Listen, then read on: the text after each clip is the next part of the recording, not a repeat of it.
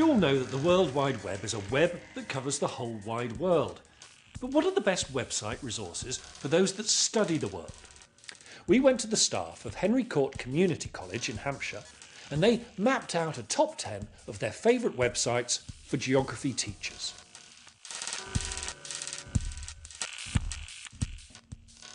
Amazon Interactive made number 10 on our list. It's a simple and fun site for students.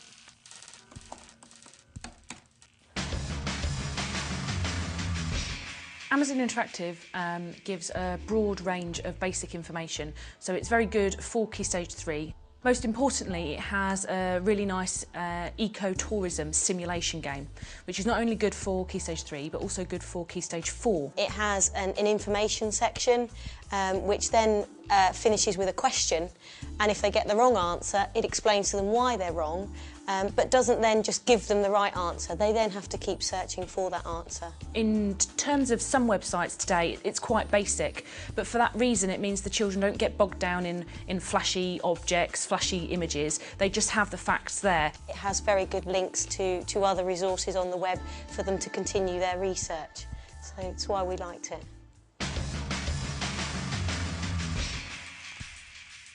Our number 9 is a visual goldmine that makes scissors and paste a thing of the past. Find your geography photos at geographyphotos.com.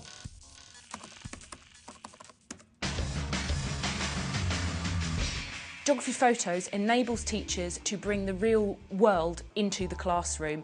It doesn't matter what topic you're doing, you can find a picture on the website. Sometimes an image of a place is much more powerful than perhaps a map because it puts flesh on the bones for them. And this site does do that in a way that National Geographic always has done, but you don't have to do the cutting and sticking, and that's much better. It is divided into physical geography, human geography and environmental geography, and literally whatever you need will be on the site. There are some resources which are available free. You can contribute your own photos to the site, which is nice. So I think the more photos that you contribute to the site, the more that you can get out of it, and at least you know that other people are benefiting from your photography as well. File sharing that is to be encouraged. The Ordnance Survey website locates itself at number 8, right where it knew it would be.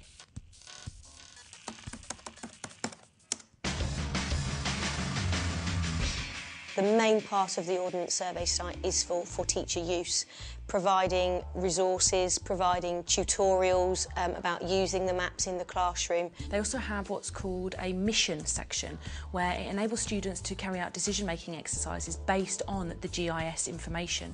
They have exercises on crime mapping, on flooding, and where not to locate housing in terms of potential flood risk. So it deals with GIS in a very straightforward way and actually gives guidance on how to explain it to your students.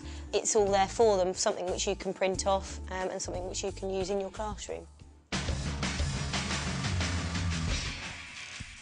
Spreading our net across the pond, our teachers chose the American Federal Emergency Management Agency's website at number 7. I like FEMA's site. There's two very distinct sections to it. There's the adult section, which is brilliant if you want to do classwork on, a class wanted to do an emergency management booklet on how to survive an earthquake. It tells you how to survive an earthquake. Then you go into the kids area, and the games are brilliant.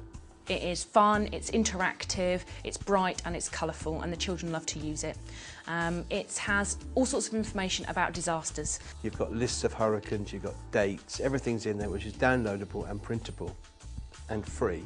The FEMA website also has a section where you can view videos, and videos that children from American schools have made. There's one particularly good one on earthquakes where they pretend that they're in an earthquake and they go under the table and the table's shaking, and then they have to go outside and do their earthquake drill. And I think that's an excellent opportunity to show the students in your classroom what they do in America and then get them to do their own role plays.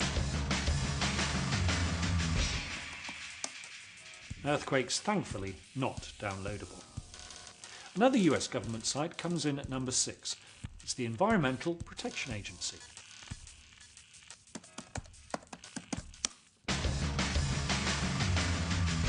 It's a really good site because The animations particularly are really good at explaining really complicated ideas in a way that's very accessible. Be ideal for sort of lower Key Stage 3 students, or perhaps students who are really struggling to get hold of things like global warming or the water cycle. Because what you've got is this animation that shows you the whole thing, and you introduce single factors at a time and explain how they influence what's going on. Although it's an American website, it does give you the basic facts about global warming. If you make the students aware that it's from an American perspective, it can even lead into a discussion about how different countries view different aspects of climate change and global warming. And it's brilliant. It's very colourful, very accessible, big variety of activities on it. It's great. Loads of fun. We're halfway to the summit of our top 10 websites for geography teachers. In position 5 on our list is a student's resource that passes its eye over the globe, the aptly named Global Eye. What Global Eye does is it brings factual information about different areas of the world succinctly together into one place. I think this time around they've done Kenya, and what you've got is choose a location, what kind of film would you shoot in this location? So it's getting them to empathise with the place as well as giving them lots and lots of really good information about it. In terms of differentiation, you've got students who obviously will be more able and will be able to go and find information from elsewhere and synthesise that into the stuff that they've got out of Global Eye. In terms of the less able students, they've got everything that they need for a basic presentation in place just in the one site. It not only gives you the information from that particular issue, but you can access back issues and you can find information about whatever country it is you're particularly looking for. And it explains it really nice. And again, the visuals are really strong, and I think that's really helpful.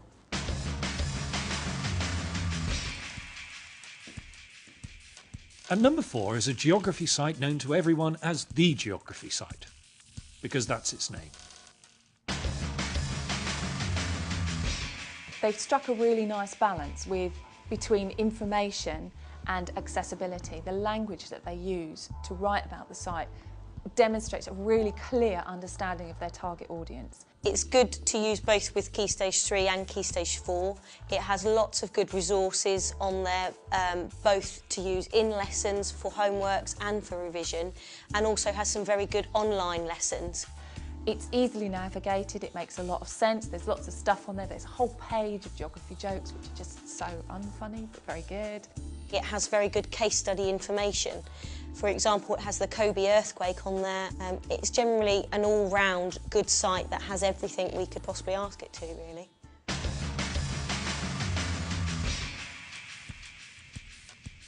Apart from making you tea. Doesn't do that. Position 3 is taken by the enormously resourceful Geography Resources. Geo Interactive is a twin site to Geo Resources, and you can either subscribe or contribute to have full access to both of those sites. The standard of the resources is excellent. So you've got a whole range of different kinds of activities. Some of them are interactive, some of them you can use on the whiteboard. You could, if you were constructing a virtual learning environment, then these are ideal click activities for you to add into that. With the increasing use of interactive whiteboards or projectors, you've actually got the facility to run that kind of thing almost as a game at the beginning or the end of a lesson. And that's ideal for students. It's something short and focused, and it's something that you can dip in and out of, which allows you to ensure that everybody's grasped the key concepts. You can either pay the subscription fee or you can upload at least 2 of your own resources. We all produce our own resources on a daily basis, so it's really quite easy just to send in 2 of your worksheets or a PowerPoint presentation, and you can fully access the whole site. Staking out its territory at number 2, it's the web superpower that is BBC Bitesize.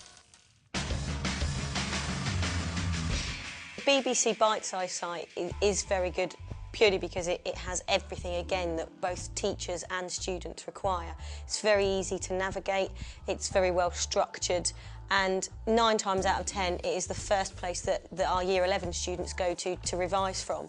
It does enable the students to learn. Each topic has a general resource which tells the students about the facts. there's then a test that they can take, or a quiz which they can take on those facts. Not only does it then say whether their answers are right or wrong, if they get the wrong answer, it brings up the right answer for them and talks them through what they should have put. So long as the students are using it appropriately, they can actually learn from the site. It's also a confidence boost. They can go with one of those revision tests and get 100%. Oh yeah, confidence is up, I can do my exam. Lower down the school, same thing. It's a good way of reinforcing learning that children can do in their own time if they want to, or they can do it as a support in the classroom. The games on the BBC Bite-Size site are valuable. Yes, they're games, but they're a fun way to learn, and as always, it gives the students feedback, it makes them think, it challenges them to make sure they are giving the correct answer. You can just direct them to the site and they can get on and learn from it. If you want to use it more interactively, there's opportunities for students to do the email homework, which they can put in your details and they can email that home to you, and then you can mark it for them. The mark scheme even gets sent with the work. And they're learning without realising it, which is great. Before we learn what the staff of Henry Court Community College made their #1 website for geography teachers, let's recap 10 down to 2. At 10, Amazon Interactive. At 9, Geography Photos. At 8, Ordnance Survey. At 7, FEMA. At 6, Environmental Protection Agency. At 5, Global Eye. At 4, the Geography Site. At 3, Geo-Resources. At 2, BBC Bite-Size.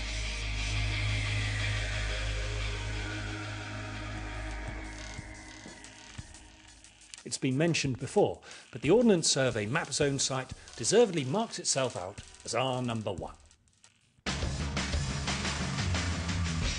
The Map Zone is a brilliant resource, and not only can you use it just to direct children to practice their map skills, you can actually integrate it into your schemes of work.